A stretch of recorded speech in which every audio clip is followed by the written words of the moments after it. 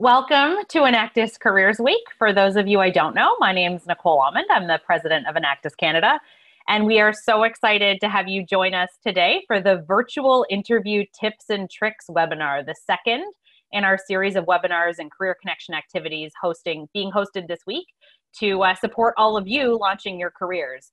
And while we're not together in person this year, we still wanted to give you the opportunity to connect with our partner companies while practicing social distancing. And that's what today is about. And we're also going to need to learn a little bit about how to do interviews with social distancing. So in a moment, I'm going to hand it over to Brittany Johnston, Manager of Partnerships at Enactus Canada.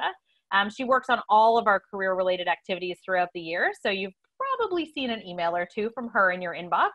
And if you haven't, you should make sure you're signed up to our lists because you're missing a lot. But first, Brittany's going to introduce and moderate a discussion with some of our HR professionals from our partner companies. They're going to be giving you their virtual interview tips and tricks, and then we're going to be opening it up to questions from the audience. So really excited to see what our partners have to say today. And without further ado, please join me in welcoming Brittany Johnston, Manager of Partnerships at Enactus Canada, to kick off the webinar today. Good morning, everyone. Thank you so much for joining us here today. As Nicole did mention, the topic of today's webinar is virtual interview tips and tricks, a topic perhaps more important now than ever as COVID-19 has required us to physically distance ourselves from one another. We're going to cover a variety of information related to interviews, best practices, common mistakes, and we'll learn what will make you stand out from other candidates. So before we get started, we're going to start with a quick 20-second poll. So you should see that on your screen now, and just let us know, have you ever been interviewed or interviewed someone virtually? So again, it'll just be up there for a quick 20 seconds, and then we can review our responses.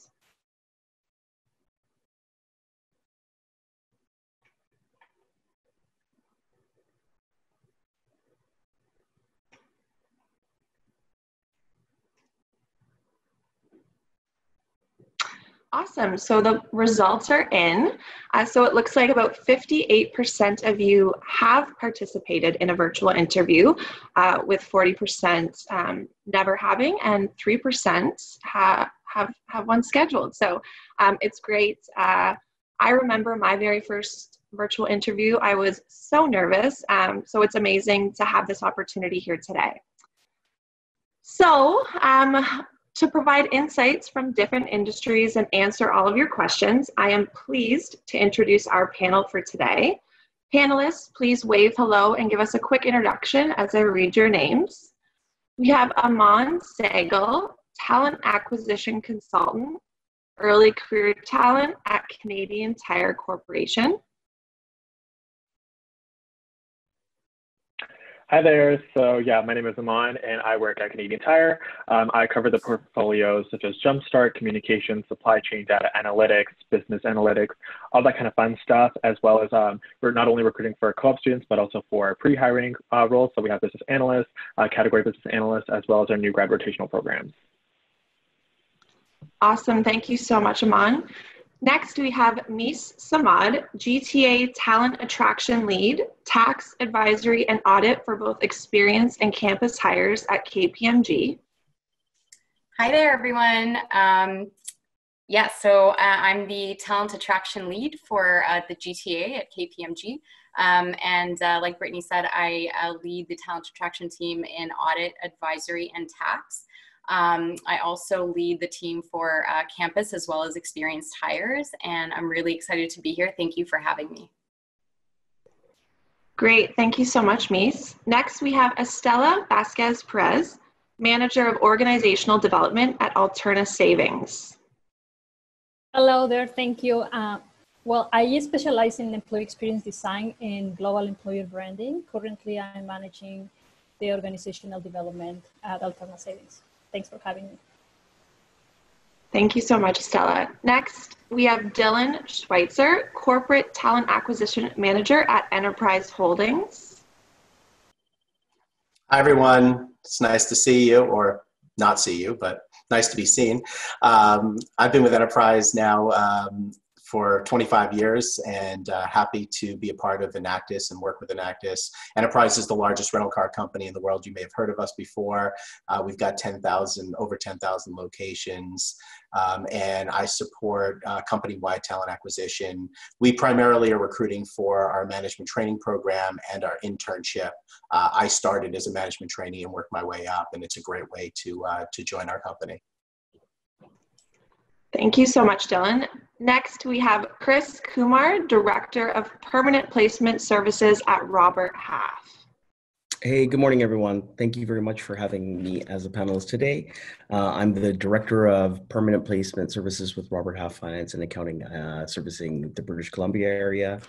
I've been with the company 12 and a half years and oversee our permanent placements in finance and accounting, including the entry-level roles. Overall, also oversee our HR business.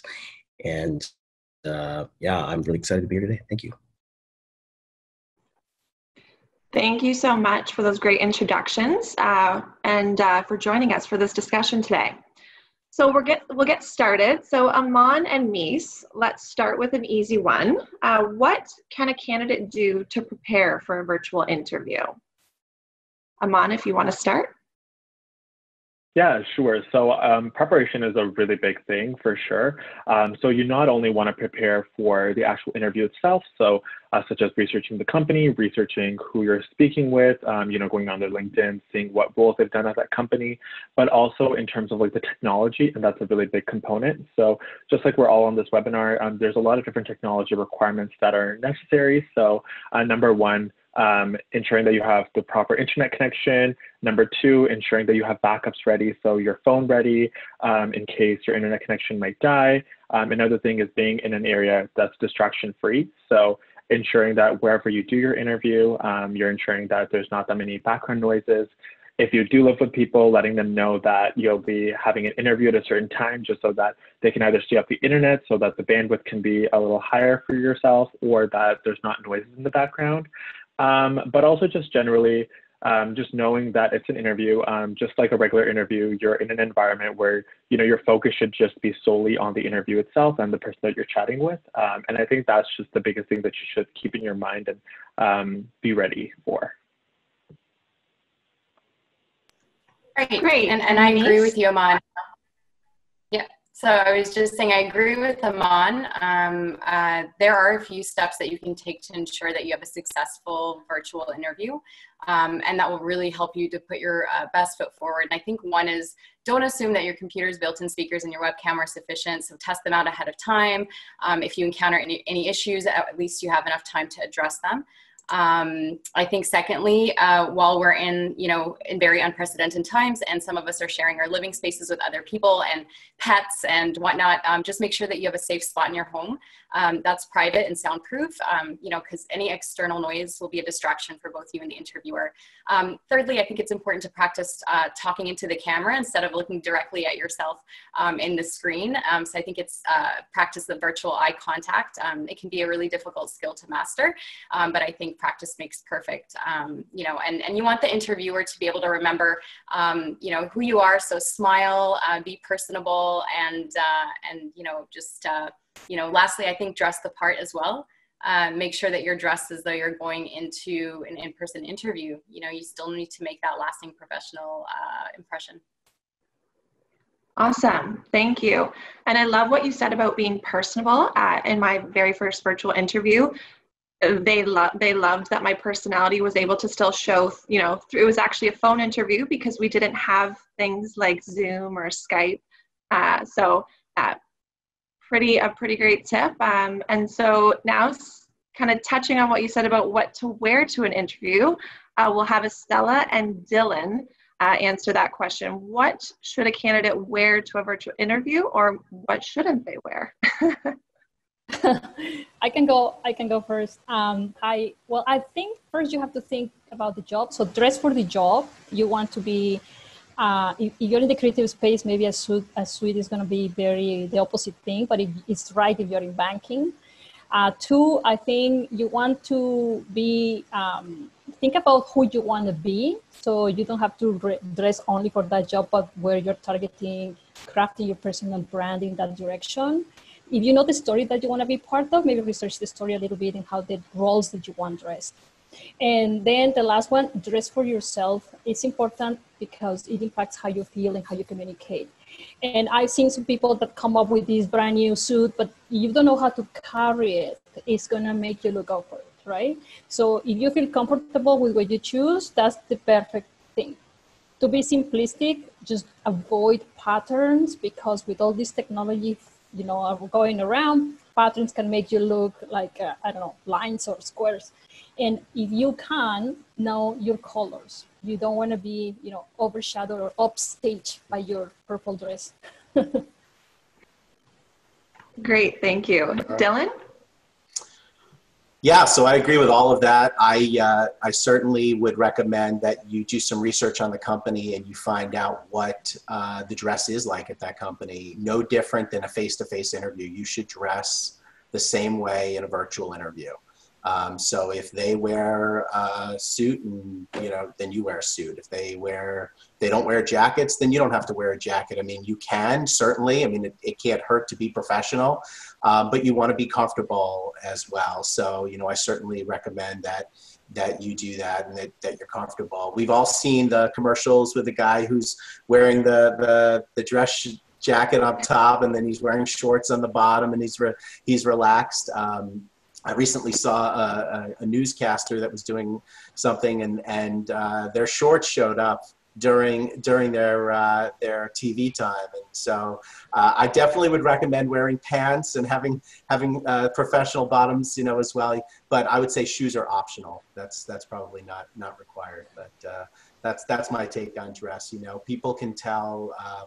They make you make a first impression. Partly by what you wear, and so it's important, and you shouldn't overlook that. Great, thank you. And yes, to your point, Estella, I always feel so much more confident when I am dressed to impress. So I think those are all great tips. So awesome. Next up, we're going to hear from Chris and Aman. So prior to an interview, should the candidate connect with or add the interviewer or recruiter on LinkedIn? So Chris, we'll have you start. All right, so I hopefully won't contradict Aman here. And I was really surprised that no one asked Dylan to stand up after he made the comment about the jackets and the bottoms. But when it comes to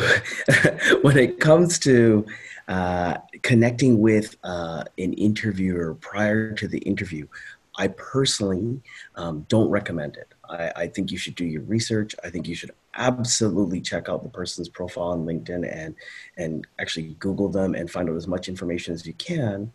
But as a recruitment professional, I have had a few clients come back to me and express that they weren't happy or they didn't want to connect with someone because they felt that the candidate was either trying to curry favor or try and get a leg up, and they just didn't feel comfortable or that it was appropriate to form a LinkedIn connection with someone prior to the interview. After the interview, irrespective of whether or not the person got the interview, it seems like that is less of an issue. There's more people are comfortable with it after the fact, but to go and connect with someone before an interview, and I've actually had even clients decline interviews with candidates thinking it was inappropriate. So I think that while you're going to hear a lot of common themes here about preparation, know who you're meeting, etc., to connect with someone and prior to an interview, depending on the company, could be ill-advised. So I personally wouldn't recommend it based on my experience working as a recruitment professional. Great, thank you. Aman? Yeah, I would say when it comes to all of that, you should definitely do as much research as you possibly can and kind of like figure out exactly what you need to do in terms of like what might be appropriate. So in certain situations, if you do have a lot of conversations with the recruiter in terms of you're emailing them and you do have that kind of connection already going, I personally do recommend connecting with them. And when you do send a note, you should always send a note whenever you're connecting with any recruiter. But make sure that note is just very like light and friendly, nothing too much. Just saying that you're excited for the interview, but nothing more than that. But definitely, I agree with the thank you note after the interview. That's definitely much more appropriate to do in any sort of situation. So always, always, always send a thank you note after the interview and feel free to connect with them after the interview. But again, gauge the situation, see how you might feel. If you do have a lot of conversations with the recruiter through email, it might be an okay idea to connect with them on LinkedIn beforehand. Great insights. So before I ask the next question, we're going to throw it back to the students and alumni in the audience. So let us know whether or not you've ever experienced a virtual interview. How do you generally feel about them?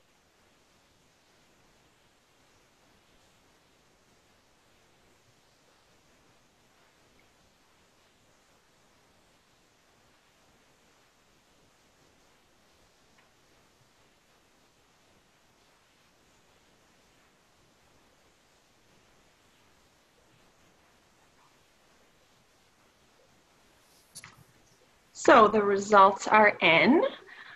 So we have about 47% of you find them intimidating. 3% much prefer virtual interviews, and 50% finding that it's really no different from an in-person interview. So that is quite interesting. I personally find them quite intimidating because I find that my personality really helps me connect. So I find that to be a little bit more difficult to do via virtual interview, but that's so great that so many of you feel, just as comfortable as you would in person. So back to our panel, Mies and Estella, what are some common mistakes you see being made in virtual interviews? Mies, we'll start with you. Yeah. So I think something that I've seen is a lot in the virtual interviews is, and it's very common, is watching yourself instead of the interviewer. I think we're all just kind of wanting to make sure that we look okay, and so we're not looking directly into the camera. And I think that, instead of, not making eye contact, I think that this is the easiest way to make it. So just to be able to look into the camera. I think also another one is speaking over your interviewer. Connection delays can make this sort of an easy mistake to commit and can make it a bit awkward. So I would say wait for the interviewer to stop speaking before you provide an answer. And this will give you a few seconds to sort of think about what you want to say and, and give time for any delays. And lastly, I think forgetting to smile. I think, in a virtual interview, it can be tempting to sort of, act like a robot a little bit and not get out of our shell a little, which really isn't going to help you sort of sell yourself. So I think your face really is the only window into, the only window that the interviewer has into your personality. So just remember to smile and be yourself. Great, thank you. And Estella, if you'd like to add on to that. Sure. Well, maybe 3 things. Don't be too casual. I think maybe when you are at home or you are in your safe environment, you can become a little too relaxed. So you need to be in control of your energy levels all the time. Speak clearly and sit up straight is going to help you project better. 2, you need an authentic voice. This is all around personal branding, right? And probably you have classes around that too, but authentic voice means we're all humans, and those little courtesies at the beginning, at the end of the meeting, give you a chance to show your style beyond job-related questions. To Brittany's point, she feels more comfortable in person, but if you can practice that, just say hi, don't rush through it, warm up to the speaker, and then you can go in with official questions. And then the last one, you really need to show interest, that you are prepared to ask questions and you are curious and you're interested in the job, not just interesting, saying things about yourself. Awesome, thank you. So The common mistake I made in my interview is more on the technical side. We had attempted to do a video call, and when that fell through, we didn't really have a backup plan, as in just phone calls. So I was all shuffled and really nervous, which added to the stress of the interview. So I definitely think, kind of back to what Aman said at the beginning as well, having that backup form of communication, just in case the first does fall through, because it can, and it will sometimes. So super important to have that as well. So thank you for your answers. So now Dylan and Chris, what types of questions should candidates be asking interviewers on a virtual interview? Dylan, we'll start with you. Well, first of all, I don't think there's much difference, again, between a face-to-face or a virtual interview. I've done over 10,000 interviews. I can tell you that when a candidate asks me the most basic question, it certainly frustrates me. I like when they've done their research. So I would recommend that you do a little bit of research. Don't just say, can you tell me, what does a management trainee do? Well, if you go to my website and you go to my page, you're going to see, we tell you what a management trainee does. It's in the job description. You can go on Glassdoor, you can go on LinkedIn, you can do research and learn about the position. So from my perspective, the questions you should be asking are just a little bit more in depth. For example, I did research, I read about what a management trainee does from day to day, but besides these three things, what else can you tell me that a person would do on this job? That to me is just so much better question, because it shows me that you've read a little bit and you understand a little bit more. So I like when a person has done that. It shows me that they're interested in the company. I think today, though, with the virtual experience, part of the reason why we're doing virtual interviews is because the world has changed a lot in the last couple of months. So I think one of the questions you may not be able to get answered online is what the work environment, you can tell what the work environment was like before, but what's the work environment going to be like today? How has it changed? And when do you think things will get back to the old ways, or will they? And so I think those are some good questions to ask but again, those are more insightful questions because you've done some research on what they did before and you want to find out about what they're doing now. Great, thanks, Dylan. Chris? I like what Dylan had to say there. I actually even made some notes about this last night because it got me thinking. So I wanted to just touch on one thing Ahmed had said earlier, because we gave sort of differing answers on the LinkedIn question, and that was our connecting question. And I like the point that he made about if you've built rapport with someone, then it's okay to connect. I agree with that sentiment 100%. In third-party recruitment, oftentimes we're introducing a client to a third party, someone they've never met, have no connection with. So just to be clear there, because if you have that rapport, absolutely connect. But the one piece of advice I always give candidates is to make sure that they connect with the person who is the interviewer that they are actually meeting with. That person is your gatekeeper. That person is your gateway. They stand in front of the door to the organization that you're hoping to be a part of. So I always encourage them to ask questions that are personalized. So as opposed to saying, describe your culture to me. Ask them, say, hey, Mies, in your own words, what do you like about the culture here? If you had to describe it to your best friend, how would you describe your culture? How would you describe a day in the life to your best friend? So really get that person talking about their own perspective. People will genuinely appreciate it. And whether we like to acknowledge or not, people like to talk about themselves and their experience. And when you try to build a connection with them, you show them that they have a level of importance in that interview. They're not just there as the gatekeeper or purveyor of information. If you've done your research on LinkedIn, let's say, for example, I did some research and I was about to go meet with Ahmed and he'd been at Canadian Tire for 6 months, I might turn around and say, hey, it looks like I checked out your profile on LinkedIn. You've been working there for 6 months. What attracted you to the organization? Is that something that you still feel today? If I talked to Brittany and she'd been there for 10 years, I might say, Brittany, in this day and age, I don't see a lot of people who've worked at their company for the past 10 years. What keeps you here? What is it that gets you out of bed every day and keeps you excited about working here? So anytime, especially at the end of the interview, when you have an opportunity to ask questions, let's get away from things that are robotic and, you know, what would be the expectations for me in this role versus really personalizing it. If you're dealing with an HR professional or a talent acquisition professional, and there is, you know, you're going to interview with a controller or a marketing manager, get them to describe in their own words, how would you describe the department, right? Get them to share some of their opinion, because that allows you to form a connection with them.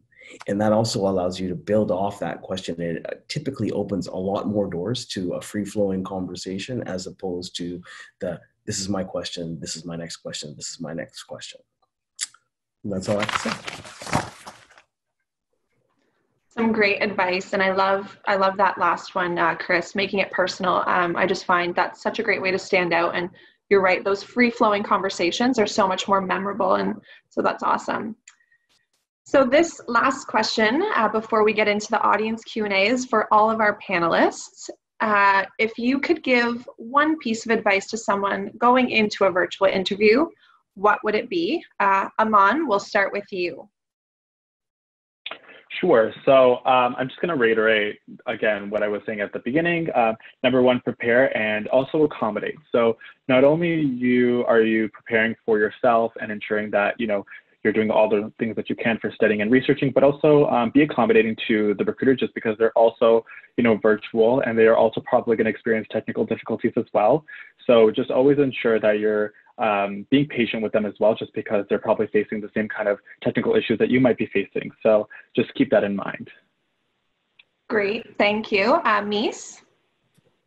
Yeah, so I would say biggest piece of advice that I think would go a long way is be prepared. You know, get enough sleep, all aspects, so that you're well rested and you're alert. You know, prepare yourself by having the knowledge about the company or the organization that you're interviewing with.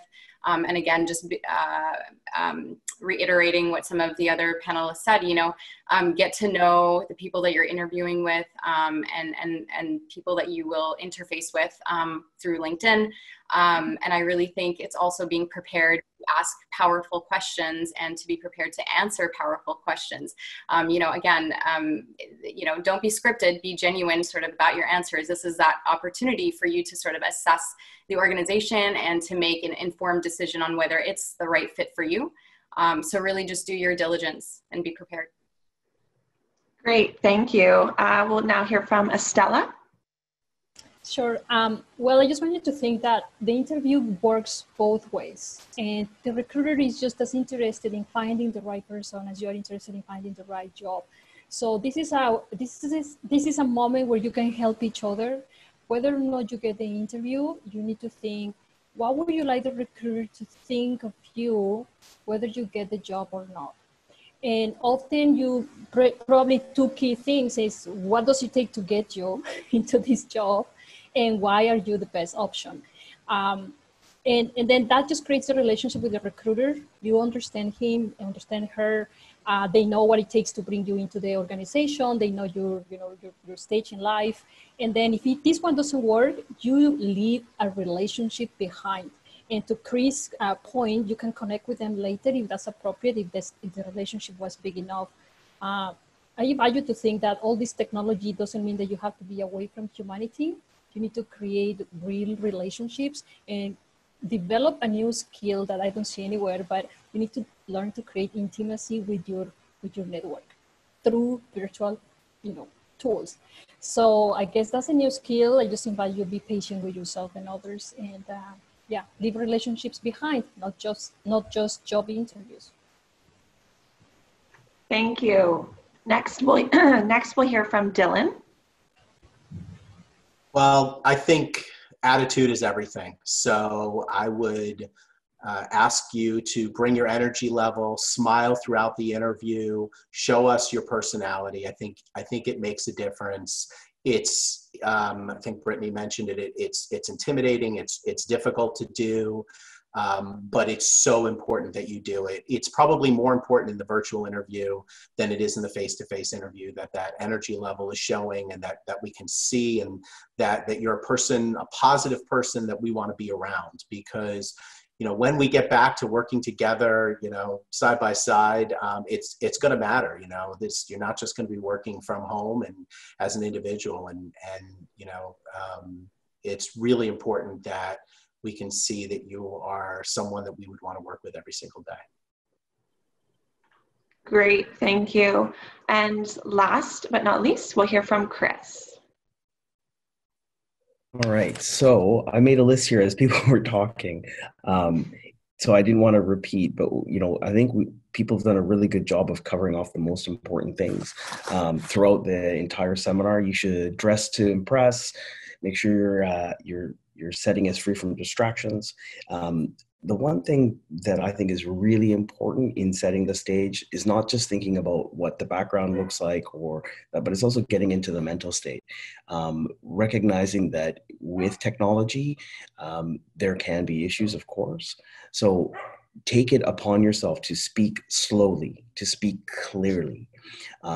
If there are issues, don't be afraid to say, "I'm sorry, I didn't catch that. Could you repeat that for me?"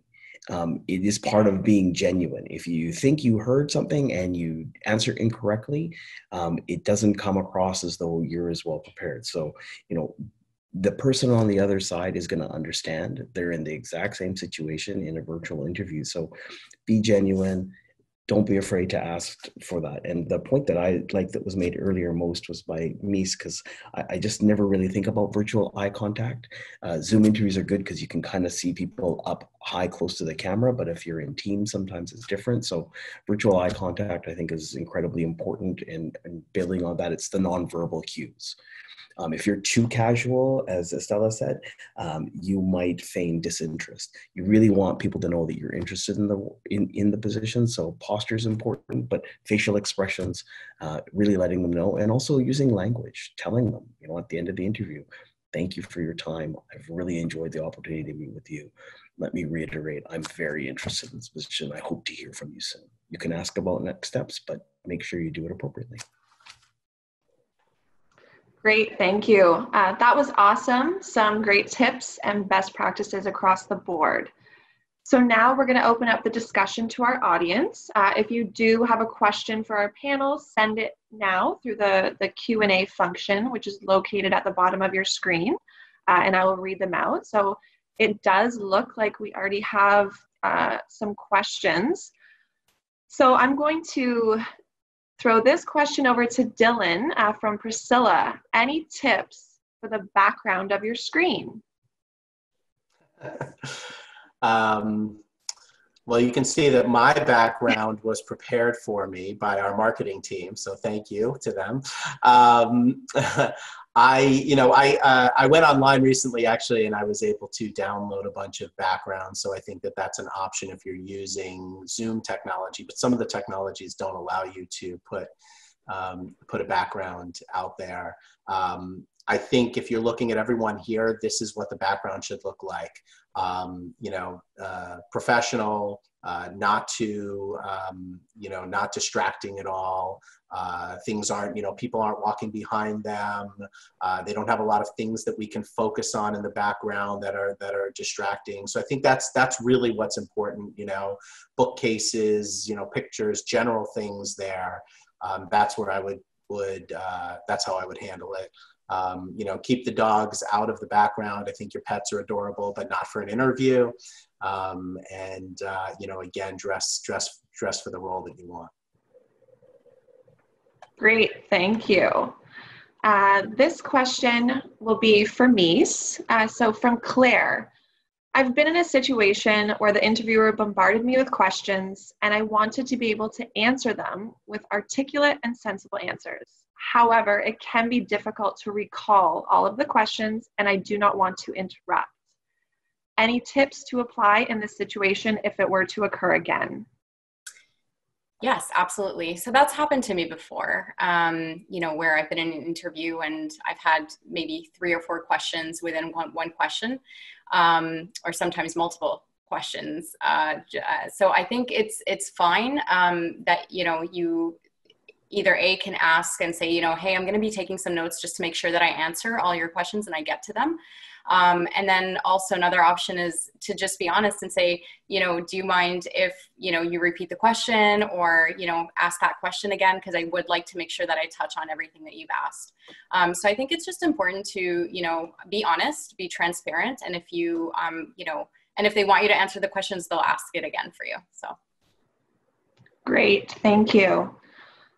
So we have a couple of questions kind of along the same lines in the dreaded tell me something about yourself question.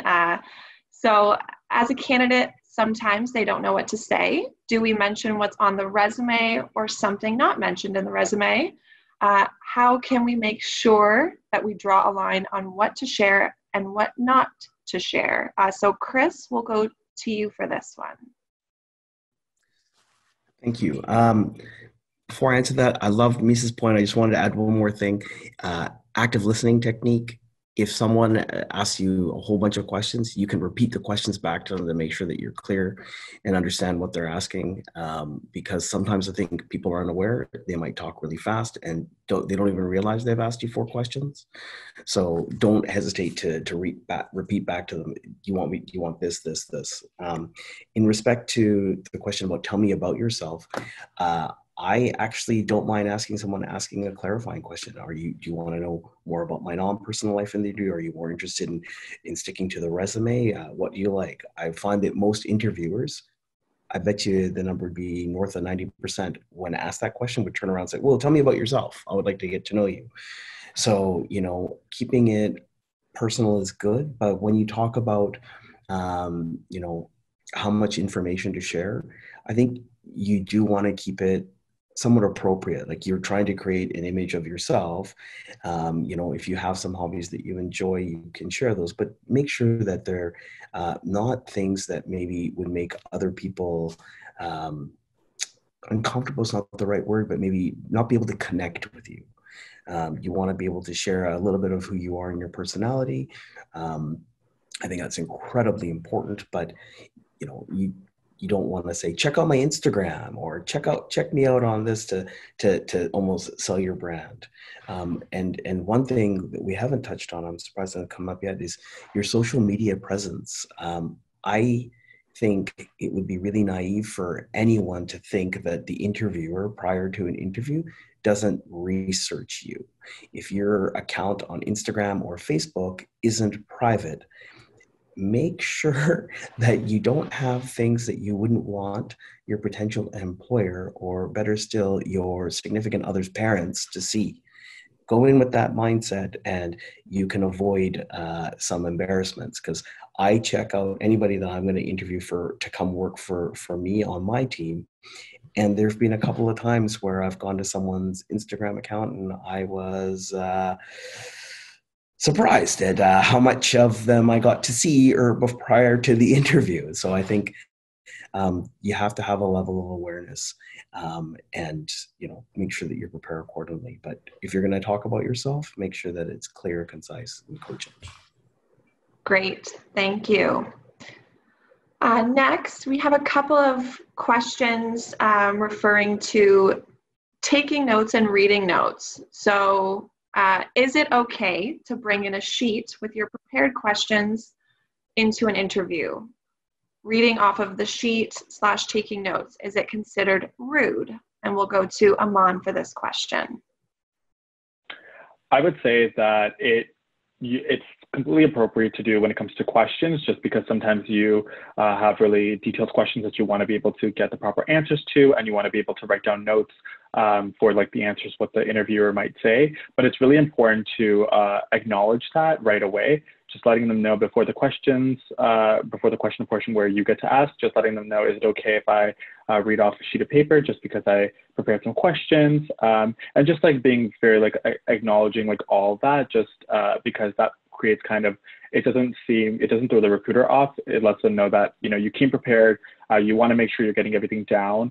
So I would say it's completely appropriate as long as you acknowledge it and ask for permission. Great, thank you. So for our last question from Victoria, through my Enactus project, I'm often in a position where I am interviewing others. and lately that has been virtually. Do you have any tips on how to effectively interview someone else and keep it professional? And we will go to Estella for this question. Thank you. Well, I don't know if you're the first to interview or the last or the third, but you're looking for different kind of information. So if you're the first one, probably you are looking for key facts. So just stick to the facts that you need the most to make sure you get that information too. Obviously, you're interviewing I imagine other students or other people helping you in the projects. And you need a lot of empathy. You don't know what people are going through in these difficult times. A lot of mental health situations happening out there. Sometimes people having difficulties to even make it to your session. So lead with empathy and get your facts. And I think that's just a chance that we have to give and owe to each other. Great, thank you. So everyone, please join me in thanking our panelists for sharing their insights, and thank you all for joining us. I will now hand it back to Enactus Canada President Nicole Allman for some final remarks. Thanks so much, Brittany, and a huge thank you to all of our panelists for sharing their insights. I think everyone can take something away from this session, and I hope a lot of you are getting out there tomorrow in our virtual coffee chats with your new virtual interview tips and tricks. And for those of you that haven't already signed up, there are still a ton of amazing opportunities to get involved during the rest of Enactus Careers Week. We have more webinars and opportunities to connect with recruitment representatives throughout the rest of the week, and closing out the week with the HR Innovation Forum, proudly presented by Deloitte Canada. So go to enactus.ca to learn more about those opportunities and register. And just a final thank you again to all of our panelists who shared their insight and advice today. We can't say thank you enough. And to all of you that were here, thanks for coming. And I hope you have a great week. Talk to you soon.